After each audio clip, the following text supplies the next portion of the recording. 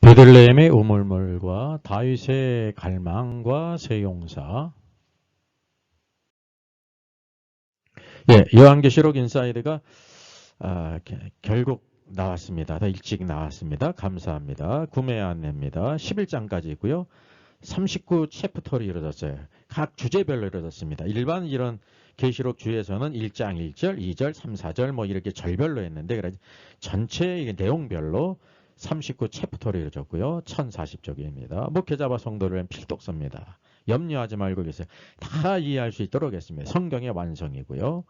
헬라어 원어를 쓰고 우리말 발음으로 이해하기 쉽게 했고 영어도 병기하고 의미도 다 파싱했습니다. 특별히 가장 중요한 것은 이때 종교개혁 500년 이후에 무천년설이 왜 잘못됐고 그리고 전천년설이 맞는지를 이렇게 비교하면서 계시록을 쓴 것은 아마 처음일 것입니다. 중요한 각 주제들 토픽으로 다 아주 중요한 주제를 달았습니다. 그리고 중에 또 특징은 약 130여 개의 도표가 있고 비교표가 있어요. 그래서 참 이해하기 쉽도록 이렇게 편집이 되어 있습니다. 정가 6만 원인데 5만 4천 원에 무료 배송하게 됩니다. 계좌에 보내시면 되고요. 이렇게 이메일로 보내면 되겠습니다. 그 중요 주제별 영상, 첨부 영상이 또 유튜브 채널, 두 채널에 있는 이런 귀한 책입니다. 역대상 11장 1절과 3절은 이제 온 이스라엘의 왕이 된 다윗입니다. 그래서 온 이스라엘이 모여서 다윗을 왕으로 세우는데요. 2절 왕의 하나님 여호와께서도 왕에게 말씀하시기를 내가 내 백성 이스라엘의 목자가 되며 내 백성 이스라엘의 주권자가 되리라 하셨나이다 라고 하면서 3절 말씀 보니까 여호와께서 사무엘을 통하여 전하신 말씀대로 되었음을 기록하고 있습니다. 하나님의 말씀은 하나도 떨어지지 않고 다 성취가 됩니다. 그 이후 여기 이제 시온산이 나오죠. 그 후에 4절로 5절은 다윗이 왕이 된 이후에 바로 이제 그 예루살렘이 여부스 족속이 차지하고 있었습니다. 그래서 여부스 땅이 주민들의 땅이었습니다. 그들을 다 이제 다 내어쫓고 그 예루살렘과 시온 산성을 빼앗았습니다. 이것이 이제 하나님께서 그 이스라엘을 통해서 그 왕국을 세우는데 가장 중요한 것인 것을 여기에 간단히 보여주고 있습니다. 자, 오늘의 말씀의 중심이죠. 그 다윗에게 30명의 우두머리들이 있었습니다. 이게 세 사람이 여기 보니까 바위로 내려가서 아둘람과 다윗에게 이를 때 블레셋 군대가 르바임 골짜기에 진을 쳤어요. 이렇게 이제 블레셋은 베들레헴을 중심으로 진영을 꾸리고 있었고 다윗은 아둘람금에 있을 그때 다윗이 산성에 있을 때 블레셋 사람들의 진영은 베들레헴에 있었음을 여기 16절에 보여주고 있죠. 그때 다윗이 갈망하여 이르되 베들레헴 성문 곁 우물물을 누가 내게 마시게 할 거라고 말했습니다. 이건 이제 명령이 아닙니다. 그냥 독백입니다. 너무나 목이 마를 뿐만 아니라 그 베들레헴의 성물 곁에 우물물이 생각이 나서 이와 같이 독백을 했다고 하는 사실이죠. 오늘날도 여기 보면 베들레헴의 성문 곁에 우물물이 이와 같이 보존되어 있습니다. 그때 바로 세 용사가 내려가서 이 우물물을 떠왔다고 하는 거죠. 여기 보면 다윗과 세 용사가 나옵니다. 여기 이제 항아리에 단지에 물을 떠왔죠. 다윗의 세 용사가 나와요. 그들이 블레셋 진영의 그 본진을 뚫고 들어가서 이 우물물을 떠온다는 것은 목숨을 건 모험이었습니다. 그것도 군사들을 이끌고 가지 않고 셋이가 특공대가 가서 이 물을 떠왔다고 하는 사실이죠. 그래서 이들이 다윗의 세 용사가 있다는 것이 오늘 다윗의 왕국에 하나님께서 보실 때 이런 모든 용사들도 말미암아 하나님의 왕국이 굳건히 섰다는 것을 우리에게 보여주고 있습니다. 첫째, 야소보암을 대해서 이렇게 말씀하고 있어요. 야소보암은 학몬 사람의 아들이었습니다. 30명의 우두머리라 그가 창을 들고 한꺼번에 300명을 죽였고 라고 말합니다. 우리가 특별히 이제 관심을 가져야 될 것이 성경에서 이 야소보암을 통해서 주시는 말씀이 있어요. 객관적으로 일반적으로는 이와 같이 다윗의 그 갈망을 듣고 목숨을 걸고 가서 이제 우물물을 기로한 아주 용사예요. 이런 그런 마음이 있었습니다. 이 야소보암이란 뜻은 백성들은 돌아오라라고 하는 뜻입니다. 이 다윗의 왕국이 일어서게 될 때 흩어지는 자가 있고 돌아오는 자가 있는데 모든 자들은 다윗과 같이 하나님께서 선지자 사무엘을 통해서 세우신 다윗에게로 돌아오라. 그래서 이 하나님께로 돌아오게 하는 자라는 것을 여기에서 우리에게 내포하고 있는 거예요. 오늘도 우리가 신앙생활하면서 믿는 성도들을 하나님 앞으로 돌아오게 하는 사람이 있고요. 또 흩어지게 하는 사람이 있어요. 실족함으로 여러 가지 많은 일들로 이렇게 말미암아 흩어지게 하는 사람이 있죠. 세례 요한이 이제 그리스도 앞에 탄생함으로 말미암아 불기를 예비한 아주 존귀한 자인데 그는 바로 많은 사람들을 주께로 돌아오게 하는가 아베의 마음을 가졌음을 성경이 보여주고 있습니다.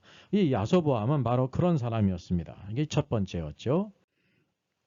두 번째 용사는 엘르아살입니다. 성경에 엘르아살이라는 말이 자주 나옵니다. 제사장 엘르아살도 있지 않습니까? 오늘 말씀을 보게 되니 여기 엘르아살은 이제 도도의 아들인데요. 여기 아호와 사람 도도의 아들 엘르아살이 세 용사 중 하나였더라. 그가 바스다밈에서 다윗과 함께 있더니 블레셋 사람들이 그곳에 모여와서 친히 거기에 보리가 많이 난 밭이 있더라. 백성들이 블레셋 사람들 앞에서 도망하되 그가 그 밭 가운데 서서 그 밭을 보호하고 그 보리밭을 다 보호할 뿐만 아니라 블레셋 사람들을 죽였으니 여호와께서 큰 구원으로 구원하셨다라고 말씀하고 있습니다. 그가 바로 이제 세 용사 중 하나로서 다윗의 그 갈망을 알고요. 명령이 아니었어요. 그 다윗을 기쁘게 하기 위해서 목숨을 걸고 가서 베들레헴에 우물물을 떠왔다고 하는 사실이죠. 오늘날 교회에 이런 용사들이 필요하다는 것입니다. 그리고 하나님의 은혜 가운데 모든 큰 교회든지 작은 교회든지 이와 같이 다윗의 세 용사와 같은 그런 믿음의 사람들이 기도와 헌신과 봉사와 이런 믿음을 가지고 섬기는 귀한 일꾼이 있다는 것은 감사한 일이죠. 엘르아살은 바로 이름의 뜻이 무엇이냐면 하나님이 도우셨다라는 것입니다. 여러분 하나님이 도우시는데 어떤 사람을 돕습니까? 믿음으로 살고 하나님을 위하는 사람. 하나님을 위하는 사람이 다윗을 위하는 사람이에요. 여러분 하나님을 위한다고 하면서 이 시대에 다윗 시대에 다윗을 위하지 않고 하나님을 위하시는 분이 아무도 없어요. 오늘도 곳곳에 있는 많은 교회들이 있는데 오늘도 우리들이 그 교회를 위하지 않고 주의 종과 함께 교회를 세우는 자가 되어야 된다는 사실입니다. 그럴 때 하나님의 도우심이 있다고 하는 사실이죠. 오늘도 우리가 엘르아살과 같은 하나님의 도우심을 받는 사람이 되어야 된다는 것을 성경이 보여주고 있습니다. 세 번째 용사는 삼마입니다. 삼마는 그 이름의 뜻이 하나님이 여기 계시다라고 하는 뜻이에요. 하나님이 여기 계시다고 하는 살아있는 증거들을 나타내는 사람이라고 하는 거죠. 믿음으로 행하게 될 때 하나님의 놀라운 구원의 역사, 평강의 역사, 오늘도 하나님의 선하신 역사를 체험하게 한다는 사실이죠. 오늘도 다윗이라고 하는 하나님의 마음에 합한 자가 있을 뿐만 아니라 하나님의 역사는 하나님과 동력으로 이루어진다는 사실이죠. 여기 30명의 우두머리가 있을 뿐만 아니라 그 중에 으뜸인 세 용사가 바로 다윗의 갈망을 알고 목숨을 걸고 베들레헴의 우물을 떠왔음을 성경이 우리에게 보여주고 있습니다. 세 용사의 충성에 대한 다윗의 고백이 나와요. 세 사람이 블레셋 사람의 군대를 돌파하고 나가지 않습니까? 그리고 베들레헴의 성문 곁 우물물을 길어 가지고 갔습니다. 다윗에게로 가져왔어요. 근데 다윗이 그 우물물을 마시기를 기뻐하지 아니하고 그 물을 여호와께 이렇게 부어드렸습니다. 여러분 이게 부어드린다는 것은 전제로 드린다는 거거든요. 사도 바울이 마지막 순교를 앞두고 자신을 이제 전제로 부어드린다고 고백하지 않습니까? 그리고 고백하기를 내 하나님이여 내가 결단코 이런 일을 하지 아니하리이다. 생명을 돌아보지 아니하고 갔던 이 사람들의 피를 어찌 마시리까 하고 그들이 자기 생명도 돌보지 아니하고 이것을 가져왔으므로 그것을 마시기를 원하지 아니하니라 라고 이렇게 말씀하고 있습니다. 그리고 세 용사가 이런 일을 행하였더라 그랬어요. 그래서 여기 다윗과 모든 이 세 용사를 비롯한 모든 사람들은 다윗과 이렇게 마음이 하나가 됐다는 것을 성경에 보여주고 있습니다. 오늘도 우리가 교회는 하나님의 왕국이며 하나님의 집인데 하나님의 왕국을 원수들이 미워해요. 그래서 여기 보기엔 블레셋과의 전쟁이 있잖아요. 이게 이스라엘이 왕국을 잃었기 때문에 있는 전쟁이거든요. 오늘도 교회는 하나님의 나라, 하나님의 왕국인데 사단의 나라, 세상으로부터 많은 대적들이 있게 되는데 이런 새 용사들로 말미암아 오늘도 하나님의 왕국이 든든히 서져간다는 것을 우리에게 보여주고 있습니다. 이 새 용사와 같이 다윗도 이렇게 자기 생명을 돌보지 않고 이 물을 길어왔는데 내가 이것을 결코 마실 수가 없다고 하면서 여호와께 부어드린다는 거예요. 여러분 이런 다윗과 같은 지도자가 있어야 되고 새 용사와 같은 믿음의 오늘 사람들이 있게 될 때 오늘 우리 모든 교회들마다 든든히 세워가고 하나님께서 놀라운 승리의 역사를 주십니다. 자, 우리가 그럼 기억하게 될 때 이 그림이 무엇입니까? 다니엘서에 나오는 그림이에요. 다니엘과 그의 친구들과 왕족들이 이제 바벨론의 포로로 끌려가지 않습니까? 볼모로 끌려갔어요. 근데 이 느부갓네살왕은 아주 지혜로운 왕이었기 때문에 그들을 잘 이렇게 교육을 시켜가지고 시험을 치러가지고 자신을 일하는 그런 이제 관리로 쓰고자 했습니다. 근데 그들에게 하나의 이제 행운이라면 행운이고 또 시험이라면 시험이 있습니다. 그 우리가 다 알다시피요. 왕의 진미와 포도주를 이 소년들에게다가 먹였다는 사실이 얼마나 파격적인 대우입니까? 그러니까 이제 포로의 입장에서 보면 왕이 먹는 것을 진미와 포도주를 먹기 때문에 아주 굉장한 대접을 받는 거예요. 그런데 이들은 다 누구입니까? 유다 자손 아닙니까? 하나님의 백성이기 때문에 이 우상에게 드렸던 이 제물을 결코 먹을 수가 없다는 것입니다. 바로 이때에 다니엘과 세 친구가 있지 않습니까? 다니엘은 뜻을 정하여 왕의 음식과 그가 마시는 포도주로 자기를 더럽히지 아니하리라 하고 자기를 더럽히지 아니하도록 환관장에 구했다 그랬습니다. 여러분 이 더럽혀진다는 것은 뭐 물리적으로 더럽혀지는 것이 아니잖아요. 왕의 포도주와 모든 진미는 깨끗할 뿐만이 아니라 영양분이 풍부한 아주 훌륭한 음식인데 이게 바로 무엇이냐면 우상에게 드려진 제물이기 때문에 그들이 먹을 수 없다는 사실이죠. 우상의 제물을 먹는 것은 우상의 경배에 참여한 것과 동일하다는 사실이죠. 이들이 바로 목숨을 걸고 자신의 모든 장래를 걸고 이와 같이 담대하게 요구했다는 사실이에요.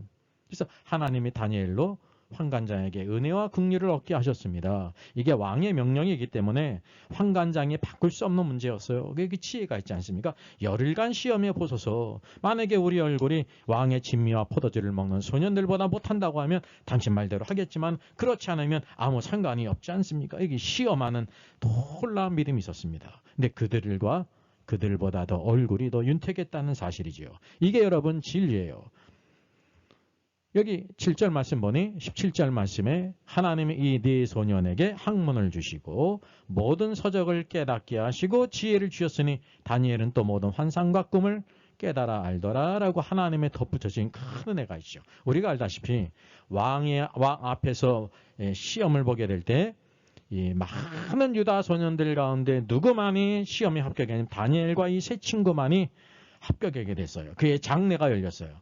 자기 장래 때문에 자기 신앙을 버리고 상황에 순응했던 같은 동료 친구들은요 모두 다 발탁되지 않았다고 하는 사실이죠.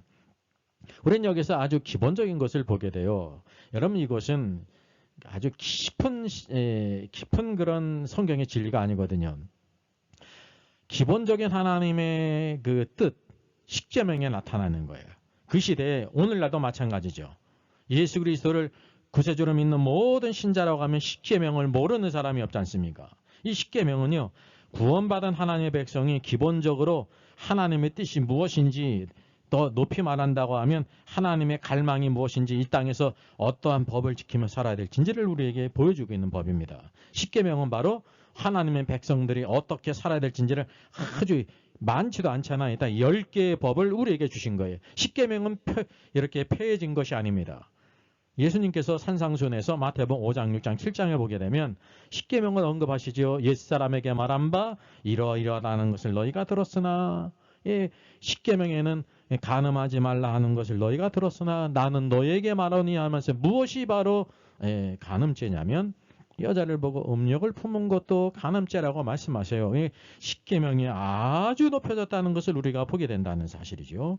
오늘도 우리가 구약 시대뿐만 아니라 이 신약 시대의 십계명은 하나님의 백성으로서 살아가야 될 법이에요. 오늘도 우리가 주의를 거룩히 지켜야 되고 우상을 섬기지 말고 오늘도 하나님만을 섬기는 자로 살아야 된다는 사실이죠. 이 기본적인 모든 것들을 소수의 사람만, 즉 다니엘과 그의 세 친구만이 그 십계명을 지켰다는 사실을 우리가 알게 돼요. 그러니 다른 모든 친구들은 하나님의 갈망이라는 것은 전혀 생각지도 않고 살아갔다고 하는 사실이죠. 이것을 통해서 우리가 이 시대에 어떻게 살아야 될지를 봐요. 여기 보게 되면 유다가 멸망함으로 인하여 포로로 끌려갔지 않습니까? 완전히 이방세계잖아요. 그런 것처럼 오늘도 우리가 어디서 살고 있냐면 이방세계에서 살고 있는 거예요. 이 땅에 이스라엘과 같은 하나님의 신정 통치가 있는 곳이 없어요. 교회가 바로 이 세상에 있지 않습니까? 이 국가라고 하는 법 안에 있지 않습니까? 그러므로 우리가 이런 신앙을 지키며 나가는 것이 중요하다는 것을 깨달을 필요가 있습니다. 여기 보게 되면 아브라함이 모리아산에서 독자 이삭을 번제로 드리는 장면입니다. 칼을 들어서 찌리러 갈 때 하나님께 아브라함아 아브라함아 라고 하시면서 내가 나를 경외하는 줄 알겠다 그랬어요. 여호와 하나님께서 이 아브라함에게 독자 이삭을 번제로 바치라고 한 것은요. 아브라함이 100세 얻은 아들보다 하나님을 더 경외하는지 경외하지 않는지를 알길 원한 거예요. 결코 살아계신 하나님께서 아들을 이렇게 이방 종교가 행하는 것처럼 살아있는 자를 죽여서 번제로 드리게 하시질 않으신다고 하는 사실이죠. 이게 우리가 너무나도 잘 알고 있지 않습니까?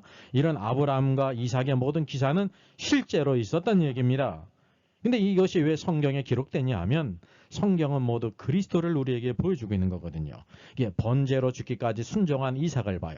이게 이제 성경의 스토리를 통해서 번제로 죽기까지 아버지께 순종했잖아요. 독자 이삭이 자기가 힘이 센데도 불구하고 그것이 팩트예요.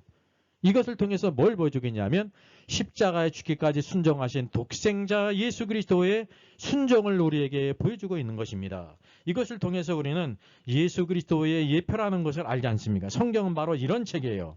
단지 그냥 그 시대에 있었던 어떤 일을 기록한 책이 아니라는 거죠. 그것을 뛰어넘어서 독생자 예수 그리스도께서 오늘 아버지의 뜻을 따라서 십자가에 죽기까지 순종한 예수 그리스도를 우리에게 보여주고 있습니다. 그래서 이삭은 예수 그리스도의 예표라고 말하는 것입니다. 뿐만 아니라 독자 이삭을 번제에 드리기까지 드린 아브라함이 있지 않습니까? 아브라함. 이 아브라함은 우리에게 뭘 보여주고 있냐면 독생자를 십자가에 내어주시기까지 사랑하신 하나님 아버지를 우리에게 보여주고 있는 것입니다.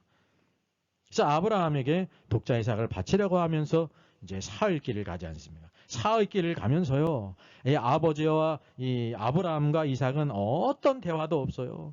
길을 다 간 후에 이삭이 이상한 걸 발견하죠. 여기 장작도 있고 나무도 있고 불도 있는데 번제를 드릴 양은 어디 있습니까? 아브라함은 알죠. 근데 뭐라고 얘기했냐면 여호와께서 친히 준비하시리라. 그래서 우리가 잘못 착각하는 것은 여호와께서 이미 다 준비하셔가지고 이렇게 수풀에 걸린 양이 있을 것이다 라고 생각하는데 아니에요. 바로 그건 누구를 가리키냐면 독자 이삭을 가리킵니다. 그때까지 아브라함은요 하나님의 명령을 따라서 이삭을 번제로 드리기 위해서 간 것이에요.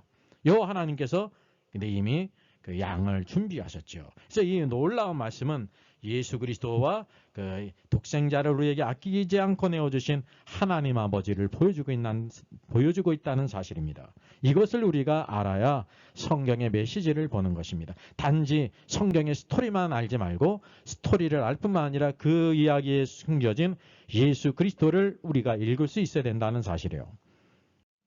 또 하나 예를 보겠습니다. 여기 보면 고래가 나오죠. 고래하면 유명한 사람이 요나입니다. 요나가 불순종하다가 큰 물고기 뱃속, 이제 큰 물고기 뱃속에서 사흘 동안 있다가 나온 사람 아닙니까? 여기 신약에는 바로 누가 있냐면 사실 이게 지구 중심부를 그린 것이요. 예수 그리스도께서 십자가 죽으신 후에 바로 음부 하데스에 내려가셨어요. 여러분 흔히 우리가 요나서를 뭐라고만 알기 쉽냐면 요나서 하나님께서 불순종하는 요나를 이렇게 물고기 뱃속에 사흘 동안 있다가 나오게 하셨어. 물고기를 준비하시고 사흘 동안 있다가 살게 하신 하나님의 능력이 많으신 분이야 라고 이렇게 이해할 수 있습니다. 틀리지가 않아요. 근데 완벽하진 않아요. 가장 중요한 것이 빠졌다는 거죠. 마태복음 12장 40절은 뭐라고 말씀하고 있습니까? 요나가 밤낮 사흘 동안 큰 물고기 뱃속에 있었던 것 같이 인자는 사람이 되신 예수 그리스도를 가리켜요. 밤낮 사흘 동안 땅속에 있으리라 라고 말씀하세요. 요나가 밤낮 사흘 동안 큰 물고기 뱃속에 있다가 나온 것은 무엇을 보여주기 위한 것이냐면 인자이신 예수 그리스도께서 우리 죄를 대신 지시고 십자가에 죽으셨다가 이제 밤낮 사흘 동안 땅속, 이 원어상으로는 땅속 심장부예요. 예, 킹제임스 성경은 바로 The heart of the earth 그랬어요. 땅속 심장부에 있으리라 사흘 동안 있다가 나오신 것이 바로 부활이라고 하는 사실이죠. 흔히 우리가 예수 그리스도 십자가 죽으신 후에 천국에 올라가셨다고 생각하는데 아닙니다. 여기 인자도 밤낮 사흘 동안 땅속에 있으리라. 땅속 바로 심장부 하데스, 그 낙원에 가셨음을 우리에게 보여주고 있습니다. 그래서 여기 요나가 있는데 예수 그리스도는 어떤 분이냐면 요나보다 더 큰 이가 여기 있다라고 말씀하고 있어요. 요나는 가장 중요한 것은요, 요나보다 더 큰 이신 예수 그리스도에 대한 예표예요. 요나는 물고기 뱃속에 사흘 동안 있다가 나왔지만은 예수님은 우리 죄를 대신해서 십자가에 죽으셨다가 땅속 심장부 사흘 동안 계시다가 하데스에 계시다가 음부에 계시다가 부활하신 분이라고 하는 사실이죠. 그게 부활의 첫 열매가 되셨다고 하는 사실입니다. 십자가에 죽으신 후 음부 하데스에 가셔서 사흘 동안 계시다가 부활하실 것을 보인 것이 요나서의 가장 큰 메시지라는 거죠. 그래서 모든 성경은 다 예수 그리스도를 우리에게 보여주고 있는 것입니다. 자, 여기 다윗과 세 용사가 나와요. 누가 베들레헴 성문 곁에 우물로 나로 마시게 할꼬. 이 갈망 독백을 듣고 세 용사가 목숨을 걸고 생명을 아끼지 않고 나가서 돌파를 해가지고 이 베들레헴의 우물을 도왔습니다. 그럼 이 다윗의 갈망을 통해서 우리가 어떤 메시지를 보여주고 있느냐. 이게 우리는 스토리를 알 뿐만 아니라 그걸 넘어서 이게 바로 하나님께서 우리에게 어떤 메시지를 주는가라는 것을 알아야 된다는 거죠. 모든 성경은 다 예수 그리스도에 대한 계시예요. 오늘도 예수님은 다윗의 자손으로 오셨음을 성경이 보여주고 있죠. 마태복음 1장 1절 아닙니까? 예. 오늘도 재림 전에는 세상과 마귀가 교회를 대적하지 않습니까? 오늘도 그래서 우리가 영적으로 싸우고 있다는 사실을 기억할 필요가 있습니다. 그래서 다윗은 고난받는 지금 블레셋과의 전쟁 가운데 있잖아요. 마치 그런 것처럼 오늘도 전쟁 가운데 많은 고난이 있고 어려움이 있다고 하는 사실이죠. 여기 시편 2편 1절과 2절, 시편 2편은 그리스도의 시편이에요. 시편 1편은 구약을 대표해요. 율법을 대표하고 바로 뒤에 나오는 시편 2편은 이제 그리스도의 시편인데 신약을 대표하는 것입니다. 신약은 바로 중심이 예수 그리스도 아닙니까? 여기 어찌하여 이방 나라들이 이방 왕국들이 분노하며 민족들이 헛된 일을 꾸미는가? 이게 원칙입니다. 대한민국이나 중국이나 일본이나 유럽이나 미국이나 러시아나 할 것 없이 모든 이방 나라들이 분노하고 민족들이 헛된 일을 꾸민다는 거예요. 세상의 군왕들 모든 대통령 수상들 권세자들이 나서며 관원들 모든 지혜자들이 서로 꾀하여 여호와와 그의 기름 부은 자를 대적하며 그랬습니다.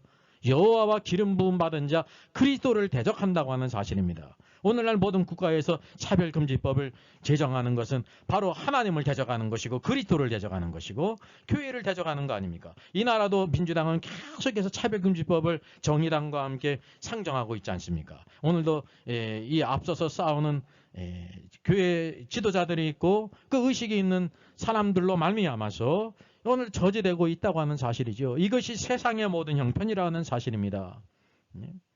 그래서 우리가 그들의 맨 것을 끊고 그의 결박을 벗어버리자 하도다. 오늘도 예수 그리스도의 그 사랑의 끈, 믿음의 끈을 끊고 결박을 벗어버리자 한다고 하는 사실입니다. 이것이 온 세상 지금 현재의 모습이라는 것을 기억할 필요가 있습니다. 이때 바로 이런 영적인 많은 전쟁 가운데 뭐냐면 다윗의 갈망은 오늘도 우리에게 크게는 하나님의 갈망을 우리에게 보여주고 있고요.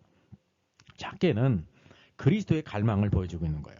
그래서 이 세상 모든 나라와 민족이 모든 권세자들이 교회를 대적하고 또 복음 전파를 대적하고 하나님을 대적한다는 사실입니다. 이게 가장 큰 것이 뭐 그냥 전 세계를 휩쓸고 있는 하나의 그 사상이 이 차별금지법이에요. 젠더.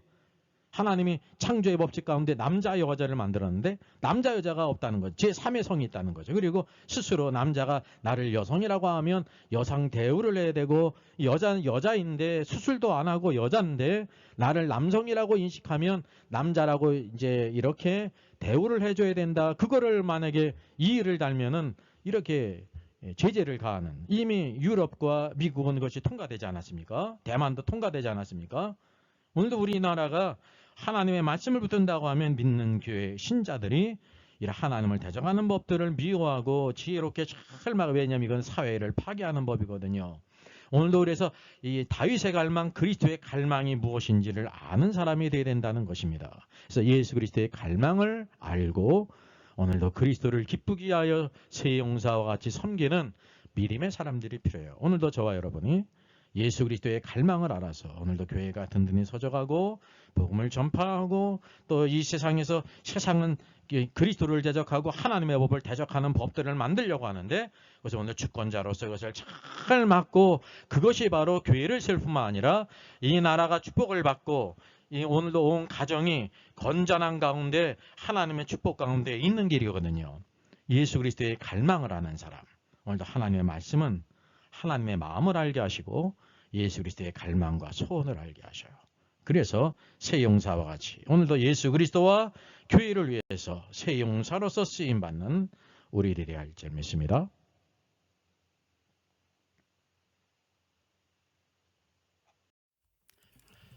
이 세상 험하고 찬양하겠습니다. 원래 제목은 Jesus paid it all, 예수님께서 모든 것을 다 지불하셨습니다 라는 제목이고요.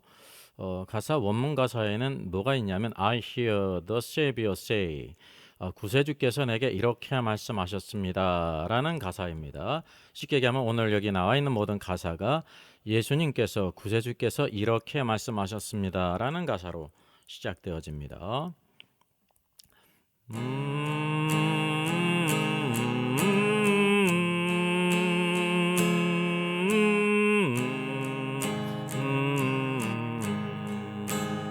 이 세상 험하고 나 비록 약하나 늘 기도 힘쓰면 큰 권능 얻겠네. 주의 은혜로 대속받아서 피와 같이 붉은 죄는 가지겠네. 주님의 권능은 한없이 크오니 돌 같은 내 마음 건너겨 주소서. 주의 은혜로 대속받아서 피와 같이 붉은 죄는 가지겠네. 제 마음이 약하여 늘 넘어지오니 주 예수 힘주사 굳세게 하소서. 주의 은혜로 대속받아서 피와 같이 붉은 죄는 가지겠네. 제사함 받은 후 새 사람 되어서